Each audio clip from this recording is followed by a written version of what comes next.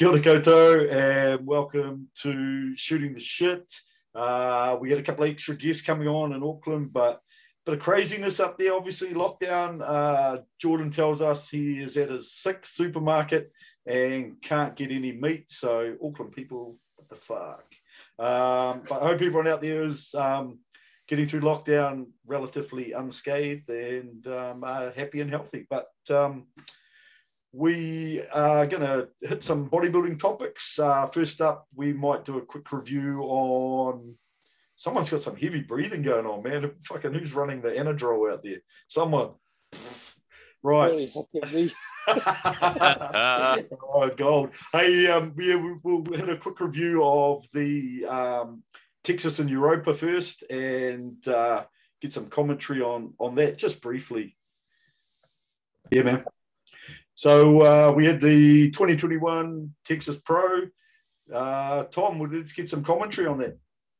Yeah, honestly, seeing it, and from being around Ian and actually seeing him in person, seeing how big he is, and then seeing him be dwarfed on stage by Steve, it's kind of, in my brain, I can't even comprehend just how big Steve must actually have to be in person to make Ian look that small upper body, and especially in the most muscular shots, just day and night in the size, but awesome top three.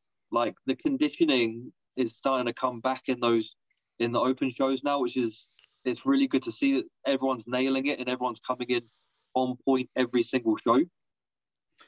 Yeah, man. Did you see the comment though by who's the guy who owns the Olympia now, talking about the girl who died and saying that he's saying, the emphasis on conditioning is dangerous and you've got to speak to Jim Mannion and make a change.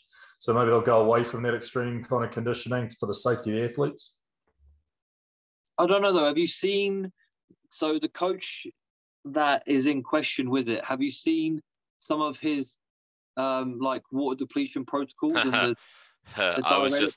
I was just watching a video on this today that, like, I don't know if you guys have seen it. It's ludicrous. Like using diazide from 3 days out, morning and afternoon for 3 days, and then adding in other diuretics at the same time,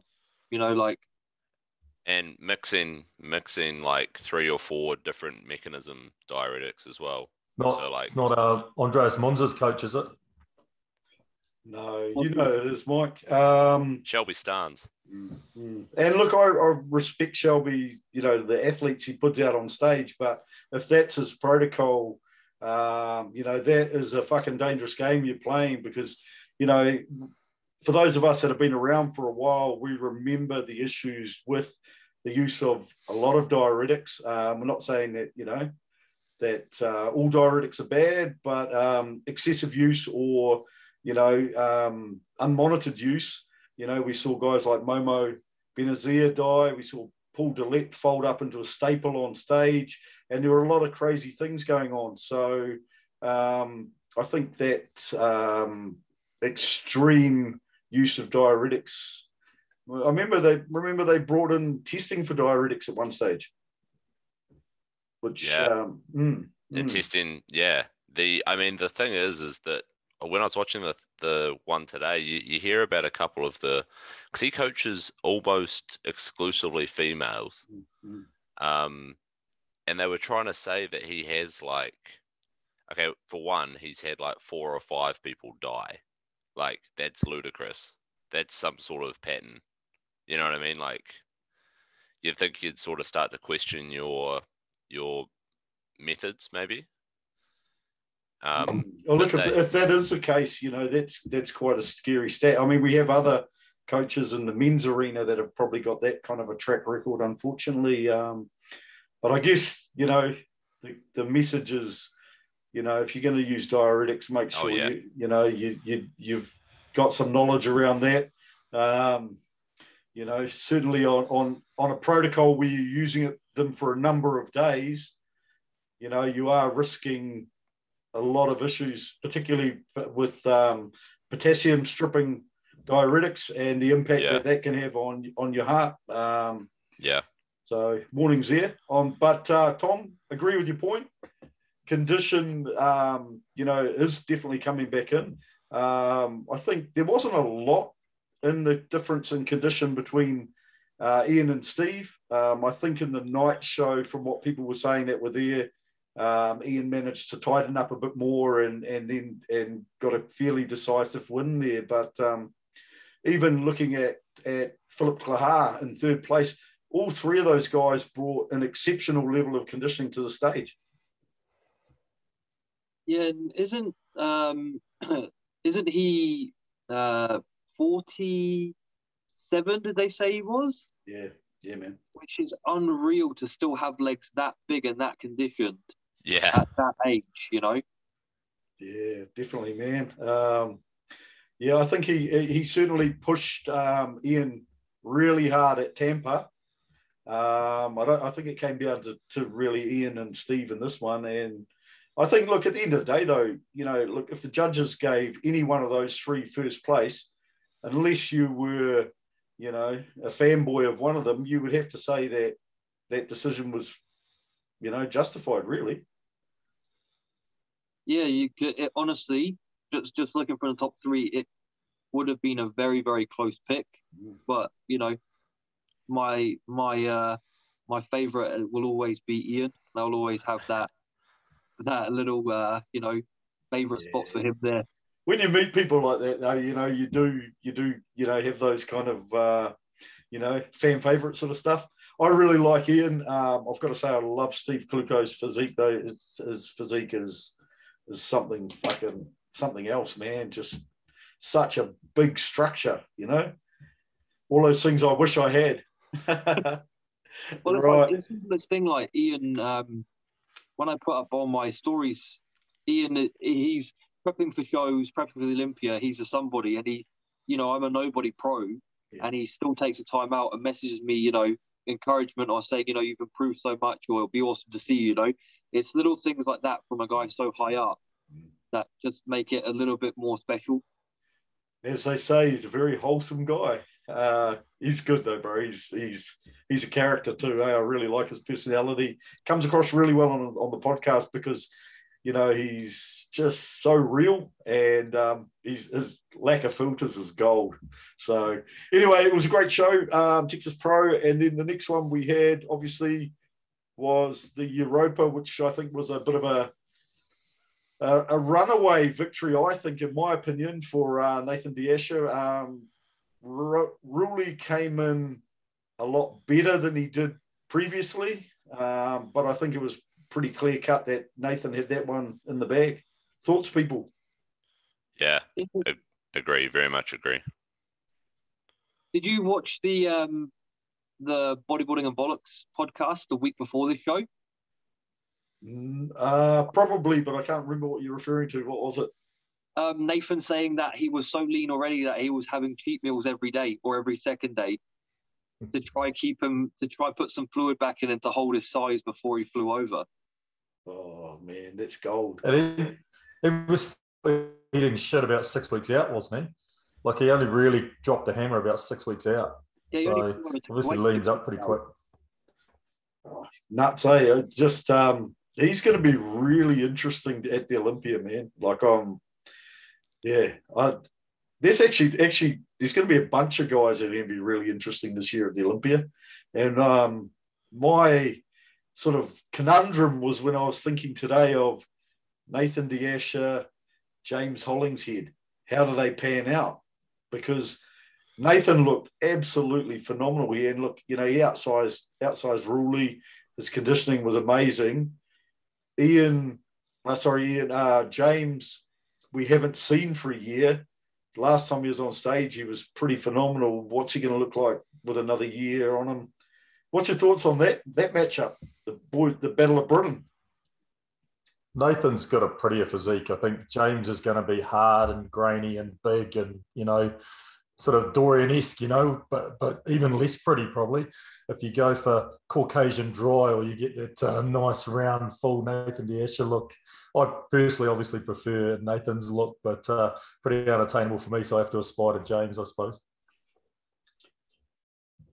I'm going to have to go with Caucasian dry here. I'm sorry. Sorry, Tom. honestly think Nathan has a very, very impressive physique. You know, the legs, the lats, he's well put together, especially in his most muscular. But I think James might just outmuscle him a little bit. You know, Nathan is closer to 260, and James, what was he? He's just over 270 at the moment, I think it was. So he might be coming in a little bit heavier, which might really benefit in a lot of the shots, just being that little bit thicker and that graininess. His cuts and his separation just don't seem to be as deep. Doesn't separate out as well.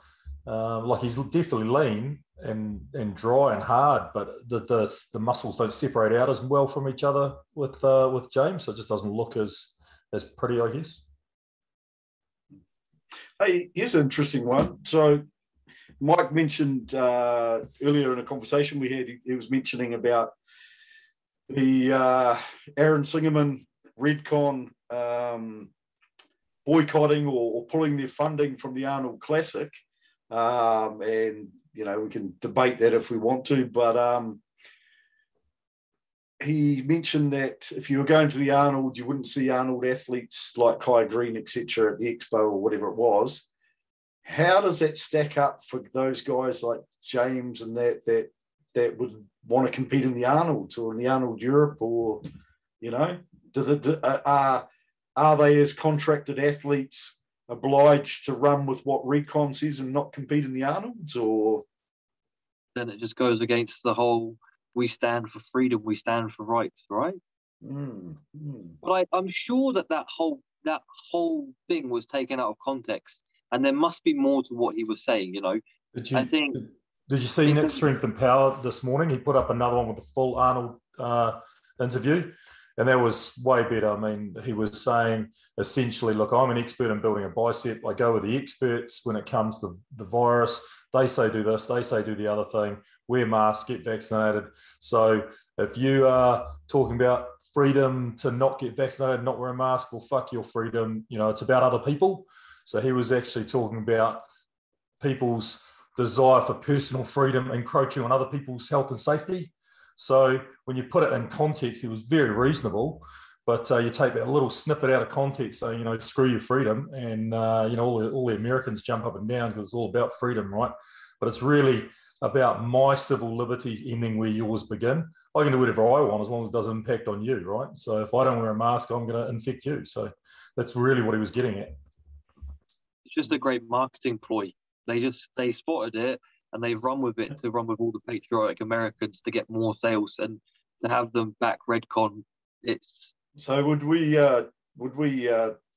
be taking a good tact if we had a great big anti-Arnold post and see how long we lasted? No, couldn't do it. But anyway, so that'll be interesting to see if their athletes actually compete in the Arnold, which is looking pretty stacked at the moment. Right, hey, got a question for people, and Robert Timms, for those that look for people, hey, if you want to follow this guy at Mr. Classic Physique, Dennis James, so the Menace, has put up, he said, anyone who can show that this guy's not natural, 50K US is on the line. He's saying that Robert Timms is natural. So I met Robert at the Olympia in 2016. Top guy, really nice guy, really friendly, really down to earth. Fucking was just buzzing out to be there. And my personal view is that if he says he's natural, then he's natural, you know. But when you look at that back, people have drawn comments. If he is natural, you're probably looking at genetics like Ronnie Coleman. Thoughts on the Robert Timms natty or not natty, people? I didn't even realize this was a thing. So he's put up 50K for you to prove that he's not natty. Robert hasn't, but Dennis James has said. Dennis James has. He said Robert's natty, and that he's willing to put the money up. You know, if you don't think he is, fucking put your money where your mouth is. So if you got to spare 50K, Jackson, you can fucking hit up DJ for a bet. If someone takes him up on it, are they then going to get him to do a drug test? And then I don't know what the goal is. I haven't read the finer details, but I was more interested. He might be like.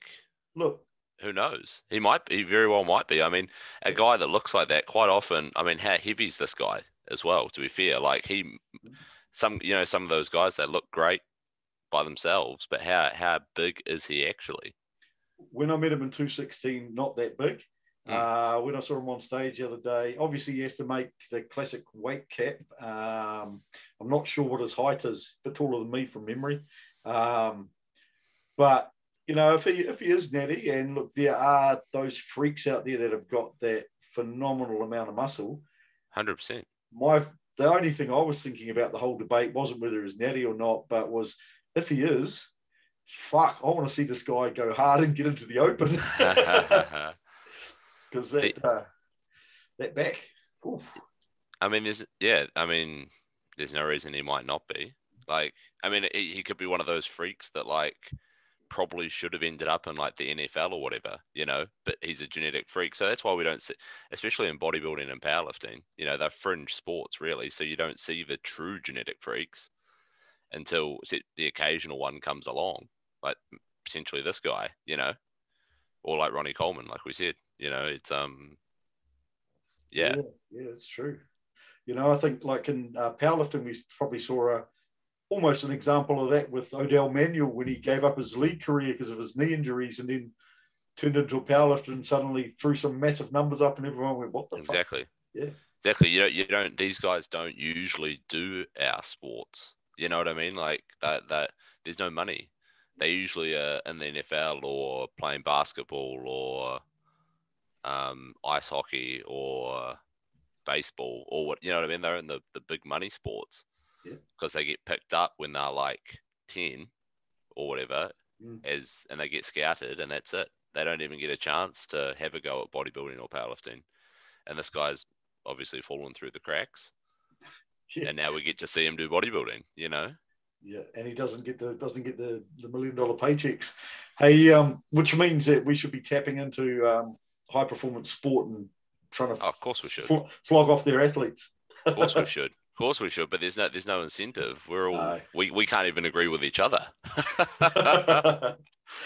Tom, you got any thoughts on it? Not really going to say much. Just you can't say yes or no. Some people are. All I can think of is that guy's back doesn't look like Ronnie's back. It looks like Joel Stubbs' back. Yeah, true that. It's like almost identical. Whatever happened to him? Whatever happened to Joel? We can never really grow his legs, could he? Because when he played basketball and tore both his patella tendons, and then that was it. I feel his pain. Done the same thing. Yeah.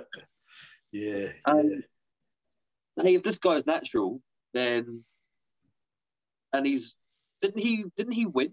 Yeah. Like to win and qualify for the Olympia, natural, and then from what I'm seeing here back on, I would call him top 5.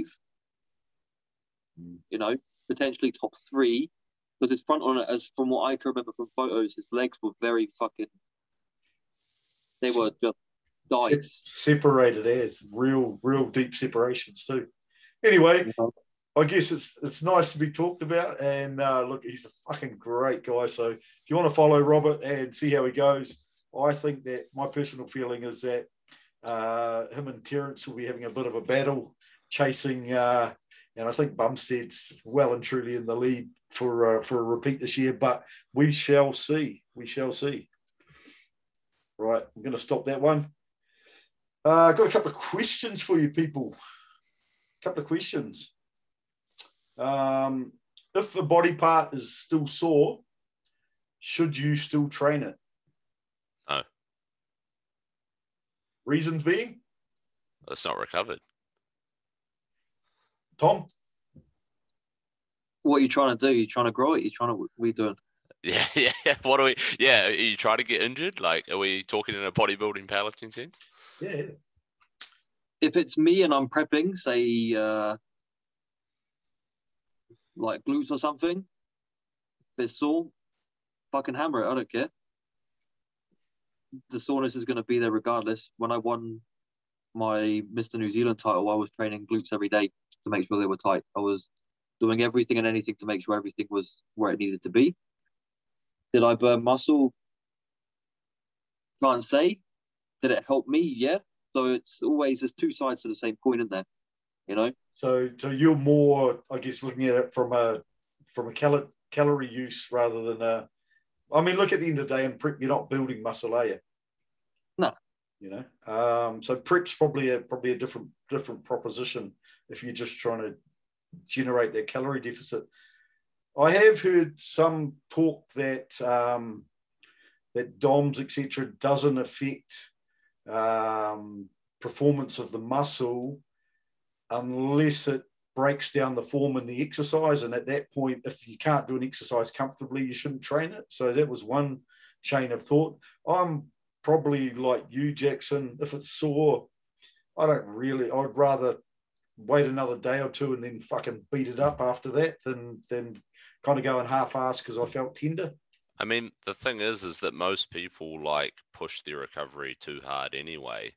Like, they don't know when they're recovered enough to actually then do another workout and make progress. Most people aren't that body aware. So if they're the only sort of thing they know of that lets them know they're not recovered is usually DOMS. Mm. And if they've still got that, then, you know, fuck. Usually, because I mean, like, you're then not even, if that's not recovered, well, then you sure as shit know that you've probably got a lot of systemic fatigue going on as well still. So you're just running the risk of injury, in my opinion. You're probably more so in powerlifting because you're working at, you know, at a higher, you know, closer to your 1 rep max sort of weights. Whereas if you go in and you're doing, you know, sets of 12 to 15 and doing lots of flowery machine work as well, which is questionable. But you know, you can probably get away with a bit more of that than what you could if you were under a bar, either squatting or benching, you know? Yeah, I mean, the thing with that is that you're looking at like the different systems then that like take longer to recover. And I typically split them into like 4, mostly for people as like the skill of something. So that's like squatting or deadlifting or whatever, like the actual being able to do the movement really well. Like you can train that pretty much every day. It's like catching a ball, like it's not stressful. And then there's the cardio, which like, again, cardio you can train relatively commonly.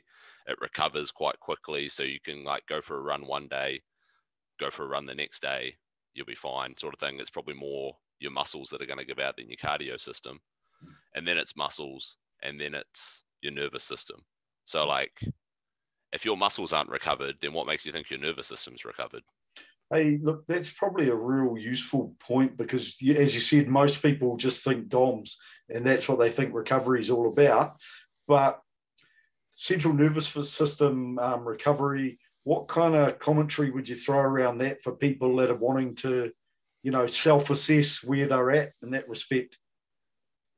Oh, I mean, you guys have probably all been there, especially, I mean, you still build it and you still build up a lot of nervous system fatigue and bodybuilding. Like you guys have all been there when you just feel like absolute dog shit. Your arms feel heavy. You just like, you wake up and you still feel like you're tired. You could go to sleep at any point, you know, and workouts that should feel good feel horrendous. You know, like that's, I mean, if you're getting that, then that's probably Do you think, a fair sign. You know, because like my throwaway comment would be just take an extra scoop of pre-workout, but you know that will compound, and do you think that the use of stimulants compounds the rate at which your central nervous system would fatigue? Yeah, 100%. Because then what are you doing with that caffeine and those stimulants? You're releasing adrenaline. Mm. So you're then, which is then very, very tiring for your body. So then you're giving yourself something more to recover from. And then you're just going further and further down the hole. Yeah. I mean, yeah, typically I'll say, you know, if you're not sleeping and if your heart rate's like racing, even just sitting there, then you're probably pretty nervous system like fatigued, pretty systemically fatigued. Mike, any comments on training body parts and they're still sore, whether you should, whether you shouldn't? Yeah, I tend to be on a fairly strict routine between looking after the kids and work and so on. So, and shoulders. So if I get around to sort of legs on a Sunday or whatever, and they're still a bit sore, I'll still train them because I can't really push it out a day or two just because of my schedule. So I'll go in and I'll kind of take it easy. I'll do a lot of extensions and stretching and sort of flush them full of blood and try and sort of assist the recovery rather than trying to bash my way through a really hard workout. So, like I'm down to 4 days a week and training, so I should be recovering pretty well. Nutrition is good, that sort of thing. So it should be enough. Out another day or two to wait for things to be recovered. So I just stick to the routine, but just sort of back off the intensity. Cool. All good. Right. Next question.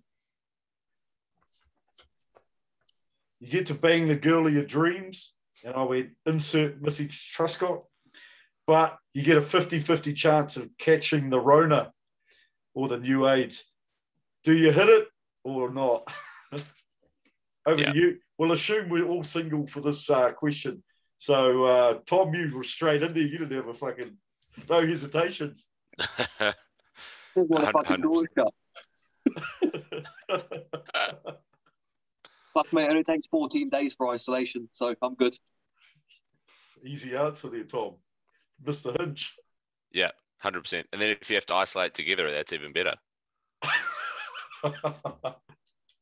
Shed some more viral cells, eh? That's right. Mr. Tab, you going to answer that one? We're going to take the... I missed a whole lot of that. Everything froze up. We're talking about banging chicks and getting corona. Yeah, man. Girl of your dreams. 50-50 chance of catching the Rona. Do you hit it or you not? Oh, you know me, mate. I'm filthy, eh? I'm right in there. I don't have to name who the girl of my dreams is. I'll get myself in trouble. Gotcha. I don't know if I'll answer that one because, I don't know about the Rona, man. There's some pretty hard-hitting, fuck, I'll trade a real bad case of fucking gonorrhea or something, bro, and I'll whip the fucking antibiotics down. But the old Rona, bro, I'm fucking not so sure on. Nate, I know you very well. I know you very well. I've already hit it before I answer the question. Okay. Fair call. Girl of your dreams, yeah, you take the pass. It's only a 50-50 chance, mate. Yeah, true that. Yeah. You might still come out clean. Yeah, possibly. Either way. Mr. Tab, have you got a couple of questions for us? Yeah, I was anticipating Jordan on here as well. Both you guys as coaches, I'm a numbers guy. I'm really interested in what sort of metrics or you guys think would be useful or valuable when it comes to sort of clients you're working with. I mean, I know we do the check-in photos and send them in. It takes a fairly educated, astute eye to kind of see the small incremental changes. I like to do body fats. I do my blood glucose every morning. What other sort of weight every morning, every afternoon as well when I'm at the gym, that sort of thing. Is there anything that you guys feel is valuable or isn't valuable? I mean, assuming that they're kind of valid measurements, as in they're being taken accurately. What would you use and what would you kind of think would be a waste of time?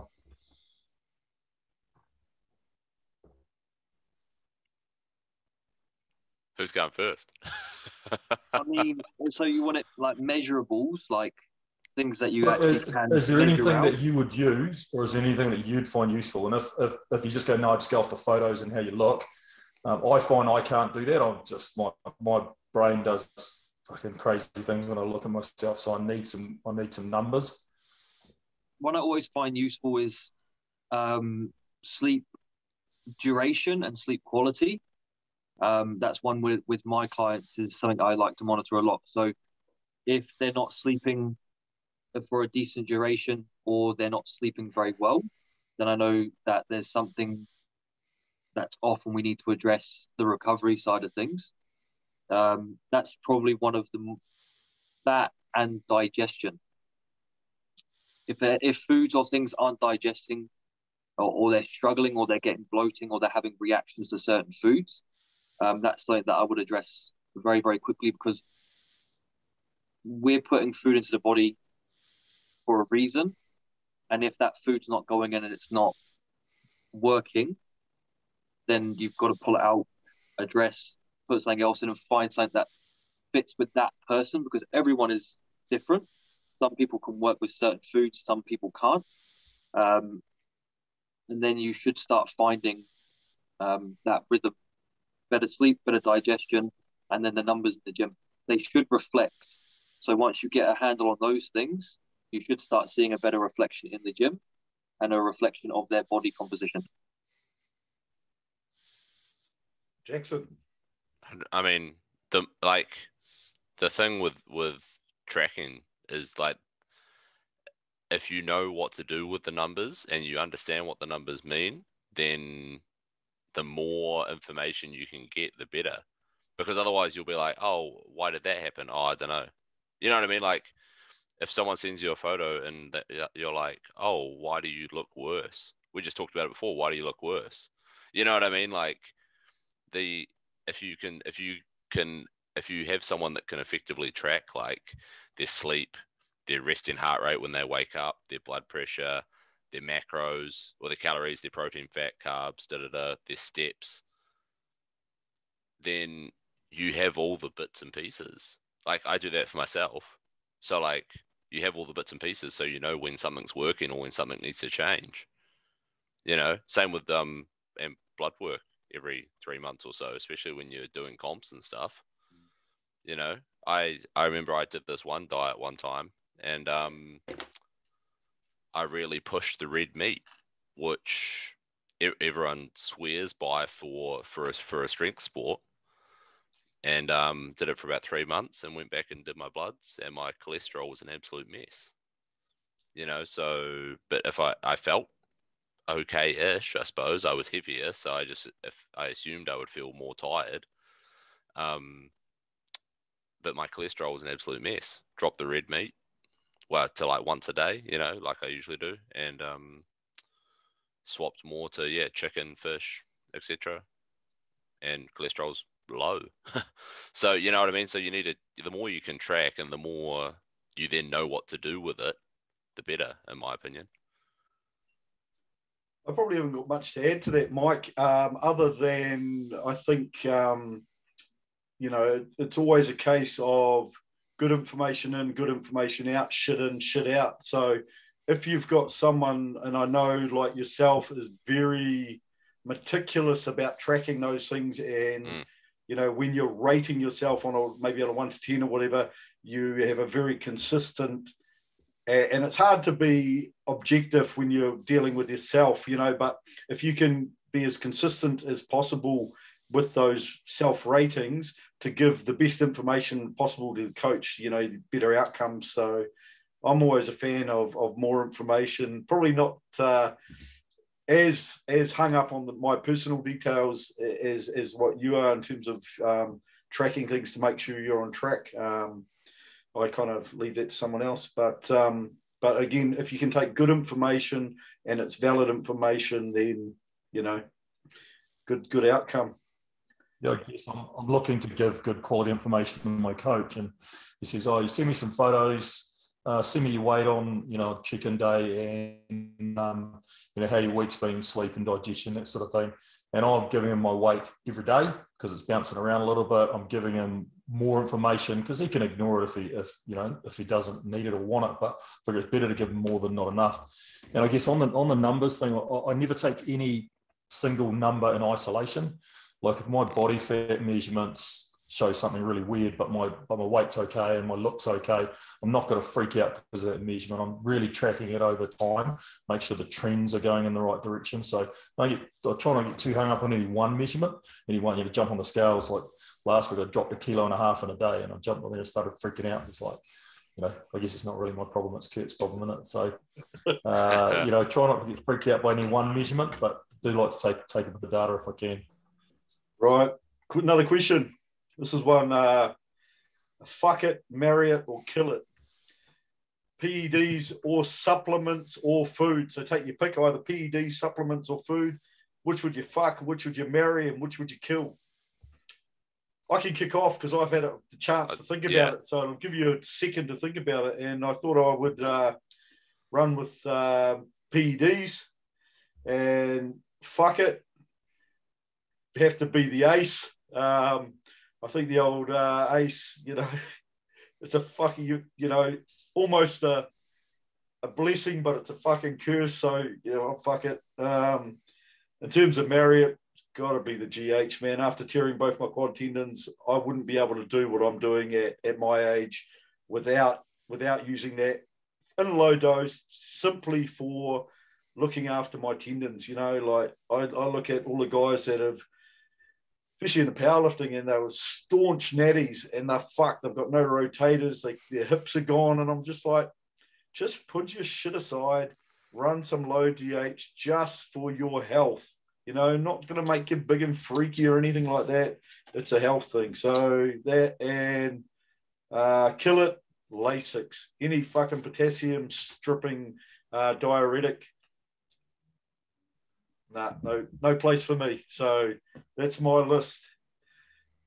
I'll hand over to Jackson because you look like you've Wait, I thought you were meaning like fuck it, marry, kill it, like as in like out of PEDs, food.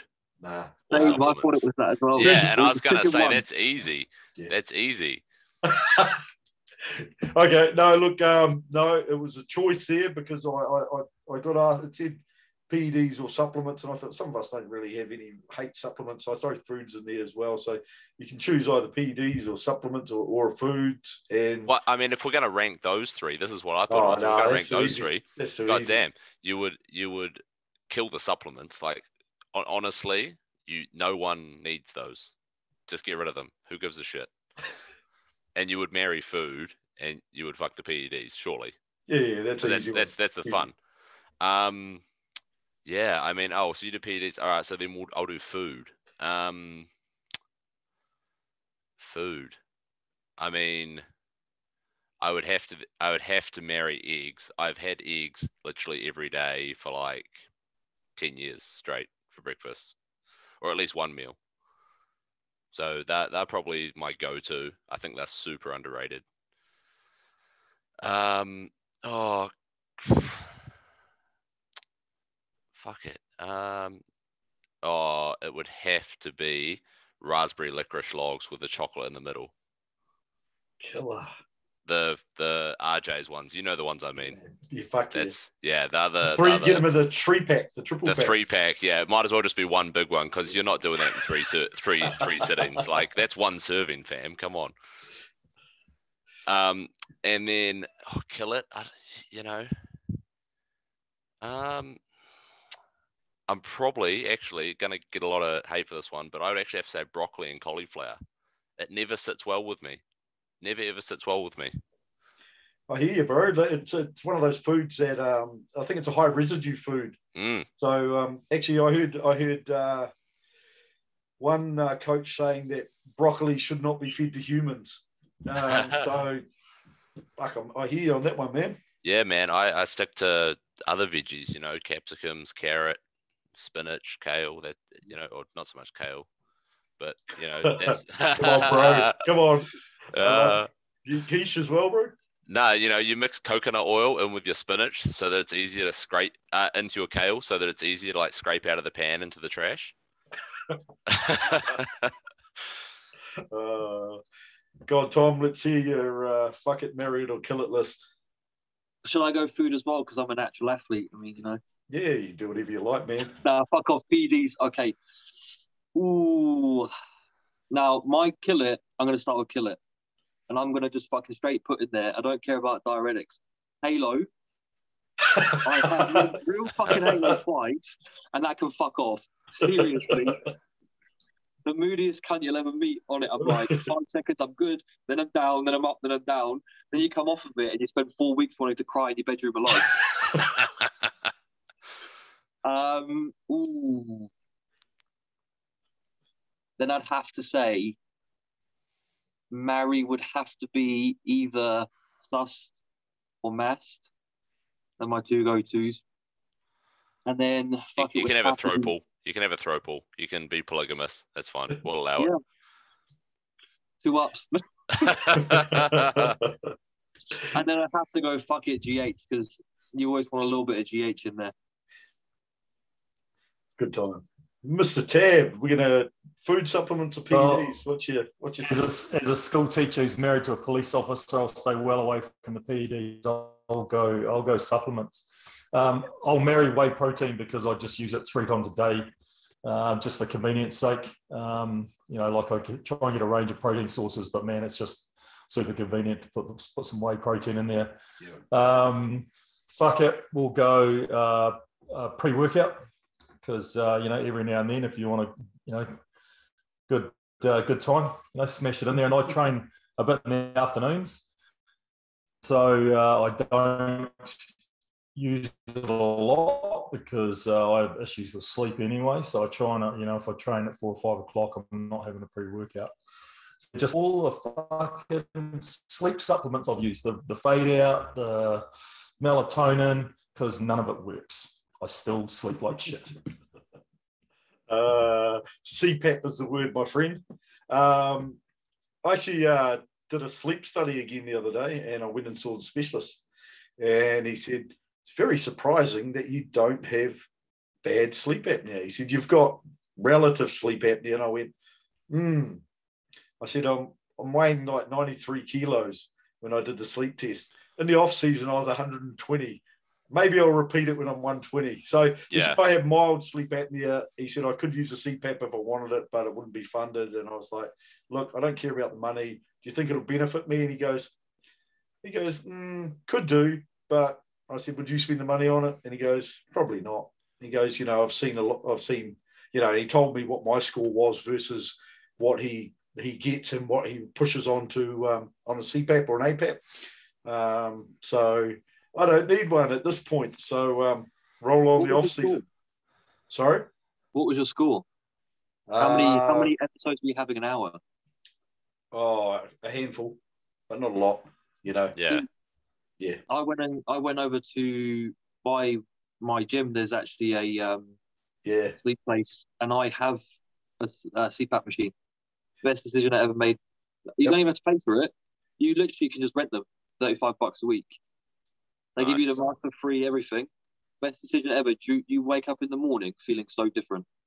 Yeah, I'll probably get one for the off season because I said to him, will it make a massive difference? He goes, look, it's not that bad. And I thought, well, I'm 27 kilos lighter. Once my weight goes back up, I said, sure, I get another test. He goes, yeah, definitely. So, your sleep would be well different at 93 to 120. 120. If you got mild at 93, you are 100% going to have like proper sleep apnea at 120. He said to me, he goes to me, when you sleep on your side, you have less. Can you sleep on your shoulder? And he almost said shoulders, and then he went, are your shoulders fucked? He goes, you look like the kind of guy that would have fucked shoulders. I went, yeah. And he goes, most guys that go to the gym, and then he said, by that stage, can't sleep on their sides. And I was like, yeah, that's life. So, anyway, sleep supplements. Love them or hate them. Anyway, I kind of agree with Mike when it comes to the fade out because it's really good. I get a good sleep, but it gives me a full noise anxiety attack, and then I fall asleep, which is really unusual. Like I take it, and your breathing center starts going really fast, and then your heart kind of, I don't know if it's your heart or it's your head, but you start overthinking it, and then I'm like, holy shit, I'm basically having an anxiety attack, and then I wake up in the morning going, what the fuck happened there? Really unusual feeling. Yeah, not too sure about that one. I've never tried them that much. I really liked Mike Kingsnorth sent me some of that BSC, what's it called, Calm or something like that, and that's really nice. Really nice to sleep on. Yeah, really like it. Yeah, so anyway, yeah, I rate that stuff. It doesn't give you any, if you sit there and just really chill out, it's almost like you've had a little bit of lorazepam or something like that, and you're just kind of a little bit floaty, and then nice sleep, no hangover in the morning. But the fade out, I love the sleep it gives me, but honestly, the anxiety bit beforehand, it kind of got too much. I did it for about 2 weeks, and it got progressively worse each time. And by the end of 2 weeks, I was just almost having terrors before I fall asleep. So I was like, oh, this isn't worth it. So, Right, Mike, you got any other questions for us? You frozen up? You... No, not really. Didn't really come up with too much. I was just doing it on the fly. Sorry, guys. All good. All good. Hey, what we might do is cut out because we've all got shit to do and want to get this up so people can have something to watch during lockdown. During lockdown, yeah. Hey, on that, this came to, I was running out of liver and organ defender and Paley Supplements got it through to me. I don't know, it must have gone just before lockdown. It was on the day of lockdown, but it arrived and I was like, holy shit. So some of the supplement companies, a shout out to Paley Supplements, but I know other supplement companies out there, Nutritech, are saying that they're still shipping. I know Mike Fowles, his company's still shipping. So guys, if you've got nothing to do in lockdown and you want to spend some money, spend it with local retailers and that, you know, that support our industry. So, you know, can they send Jordan some meat and some egg whites? Can they send Jordan some meat? Yeah. It's mad, man. 6 supermarkets and no meat. I was like, what the fuck? Maybe actually, I've got to do a shout out too because there was no rice flakes anywhere, and I was down to my last lot, and Aiden managed to drop some for me at the supermarket, so I managed to get some of those. So shout out Aiden, much appreciated. I've got rice flakes. Can't find egg whites anywhere, so like I'm throwing out egg yolks like there's no tomorrow at my place. So this is what it is. But hope everyone stays safe and during lockdown. Hopefully we get out of this thing pretty quickly. And if not, do lots of cardio and have some fun. Watch some good Netflix series. So take some recommendations on those on the next one. Thanks very much, guys. Appreciate it, Jackson. Thanks for coming on. Shot team, no worries. Enjoyed it. No worries. Always good seeing you, Tom. Thanks, and guys. we will catch up with people next week. See you.